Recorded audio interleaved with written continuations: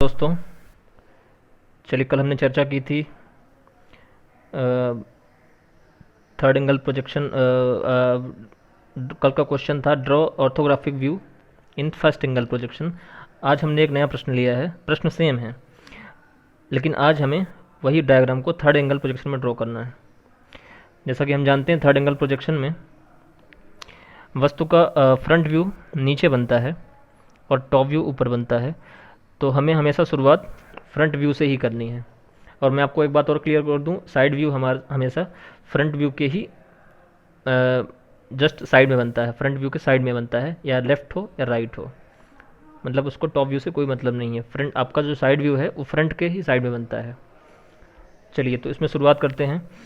सबसे पहले हम देखते हैं ऑब्जर्वर जब थर्ड एंगल प्रोजेक्शन में ऑब्जेक्ट को मानता है, रखा हुआ मानता है या कल्पना करता है कि हमारा ऑब्जेक्ट है थर्ड क्वाड्रेंट में रखा हुआ है।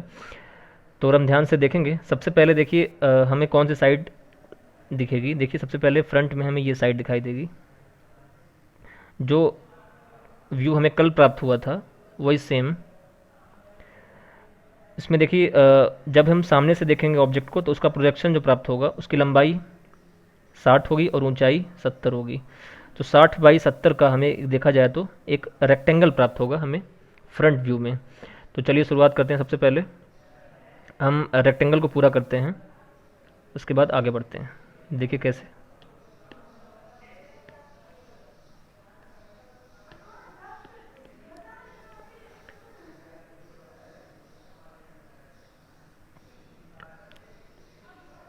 हमने जो चीज़ें ब्लैक पेन से ड्रॉ करी हैं वो अब HB पेंसिल से ड्रॉ करेंगे।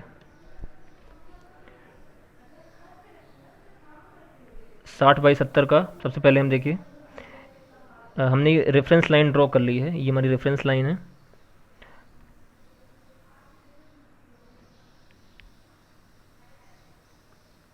उससे एक निश्चित दूरी पर हम 70 mm ऊंचाई की एक लाइन ड्रॉ करेंगे।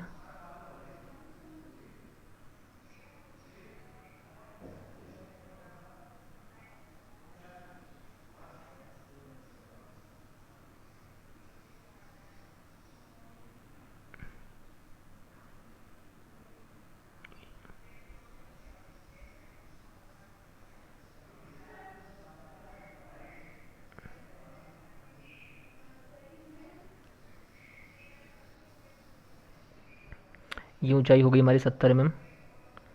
ठीक है, ऐसे ही हमारी जो लंबाई होगी वो 60 mm होगी। ये देखिए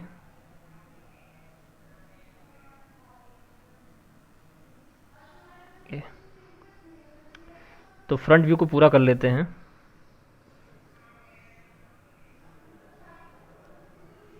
ये हमारा हो गई 70।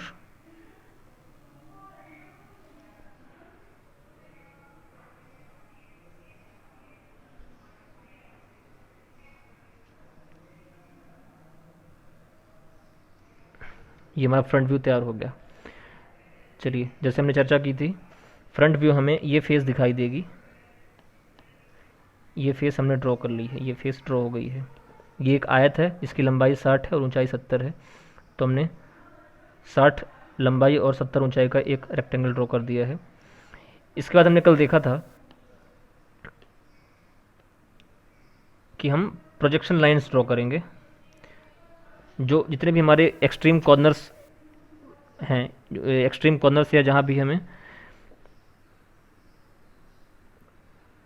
कोई ज्वाइंट प्राप्त होता है वहाँ पे हम प्रोजेक्शन लाइन ड्रॉ करके उसके प्रोजेक्शंस खींच के उसको ऊपर तक ले जाएंगे।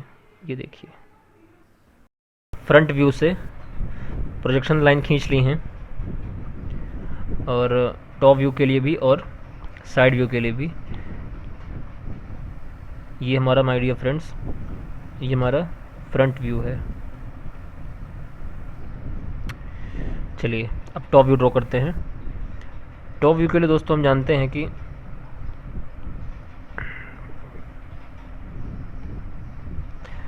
टॉप व्यू में हमें जो दिखाई देगा, ये देखिए ध्यान से, ये फेस दिखाई देगी ये।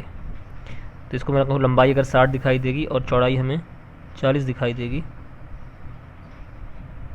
तो इसको ड्रॉ करते हैं। ऑब्जर्वर टॉप से देखेगा यहाँ से, तो उसे लंबाई और चौड़ाई दिखाई देगी। तो चलिए स्टार्ट करते हैं थोड़ी ऊंचाई पर एक्सिस से। ये आपका 40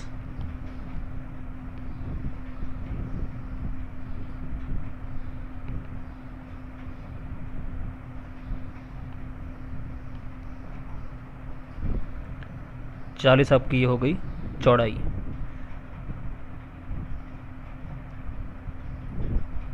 सॉरी, ये आपका लंबाई हो गई 60। चूँकि अगर ध्यान से हम देखें लंबाई पहले से बनी हुई थी, इसको अगर आप ध्यान से देखिए तो हम पाएंगे कि ये हमारी जो फेस थी, इसको आप डायमेंशनिंग कर लीजिएगा बाद में। हमारी इस फेस में अगर मैं इसका डायमेंशनिंग करूँ, मान लीजिए मैं इसको रेड से कर देता हूँ, इसको आप एच पेंसिल से करेंगे।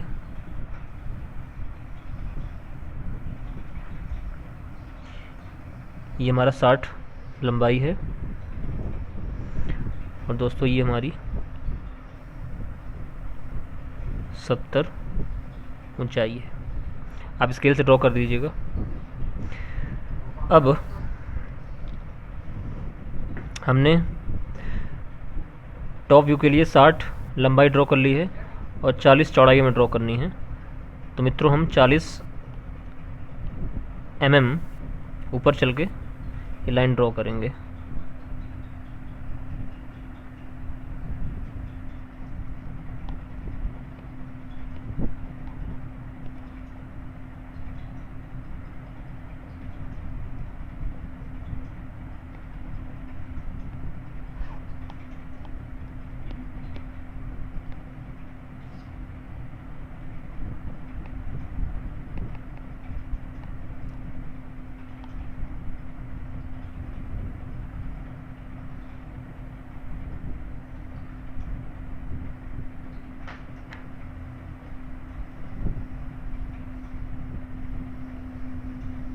ये हमारी 40 mm चौड़ाई, आप स्केल में 4 सेंटीमीटर नाप के ड्रॉ करिएगा। और ये हमारी 60 लंबाई फिर से। तो हमारा ये मित्र टॉप व्यू तैयार हो गया है। ये हमारा है टॉप व्यू, या इसको प्लान भी कहते हैं, प्लान। इसको हम एलिवेशन भी कहते हैं। चलिए, जैसा हमने कल देखा था, ओरिजिन से हम मान लीजिए ये हमारा ओरिजिन है। ओरिजिन से हमने एक 45 डिग्री पे लाइन खींचनी है, जिसको हम टॉप व्यू से मिला के, ये हमारा हो गया 45 डिग्री।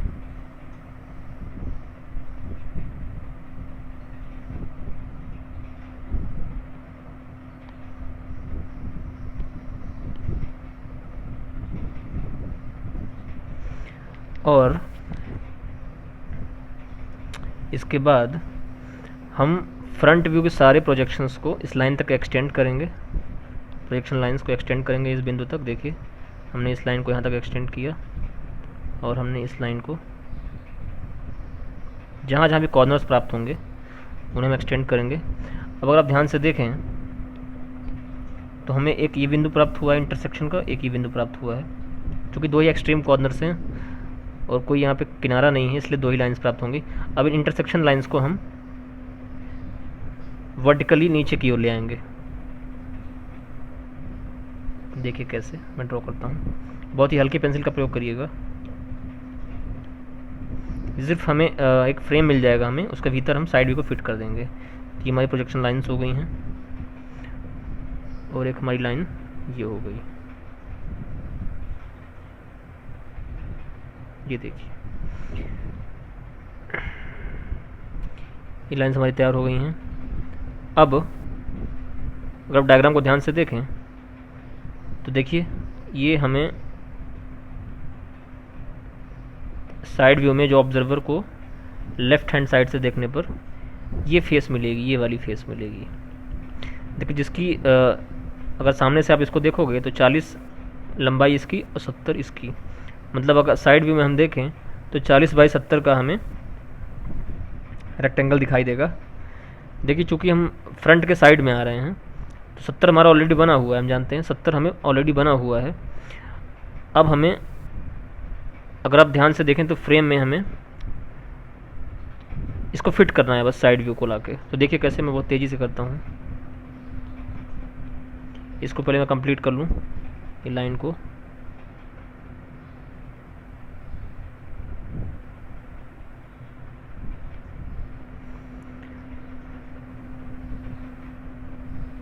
साइड व्यू के लिए पहले हमारा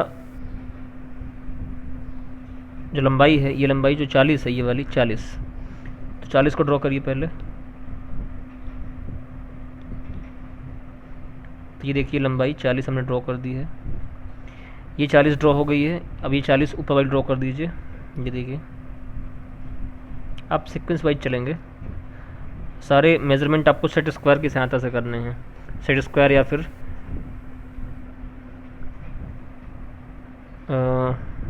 मिनी ड्राफ्टर हो, उससे भी हो जाएगा। चलिए ये ऊंचाई 70, इसको पूरा कंप्लीट करिए। और ये ऊंचाई आपकी 70, इसको पूरा कंप्लीट करेंगे। तो अगर ध्यान से आप देखें तो ये आपका साइड व्यू भी तैयार हो गया है। ये हमारा है left hand side view, left hand side view तैयार हो गया है। तो दोस्तों जो मैंने डार्क पेन ब्लैक में यूज़ किया है, आप ब्लैक पेन को HP पेंसिल से प्रयोग करेंगे। जो भी हमारी डायमेंशन लाइन्स हैं उनको H पेंसिल से प्रयोग करेंगे। और जो भी हमने एक्सिस और ये एक्सटेंशन लाइन या क्या कहते हैं इसको, प्रोजेक्शन लाइन्स खींची हैं, ये आप 3H पेंसिल का प्रयोग करेंगे, क्योंकि वो हमारे आंसर का पार्ट नहीं है। उसे हमने अपने बैकग्राउंड या आंसर के फ्रेम यूज़ करने के लिए यूज किया है। तो देखिए ये फ्रंट व्यू हमारा, ये फ्रंट व्यू है और ये हमारा टॉप व्यू है। फ्रंट व्यू, टॉप व्यू और left hand side view. Third angle projection में left hand side view left में बनता है, ये हम जानते हैं, ये हमने चर्चा ही करी थी पहले। तो ये हमारा डायग्राम है। तो चलिए आगे हम और दूसरे डायग्राम के साथ, नए प्रश्न के साथ मिलते हैं। अगली बार हम ये भी चर्चा करेंगे कि फर्स्ट एंगल प्रोजेक्शन और थर्ड एंगल प्रोजेक्शन का सिंबल कैसे बनता है। सिंबल भी आपके एग्ज़ाम में पूछा गया है, तो उसको हम विस्तार से देखेंगे। आज के लिए इतना ही है। आप डायमेंशनिंग अच्छे से करिएगा देख के। Thanks for watching.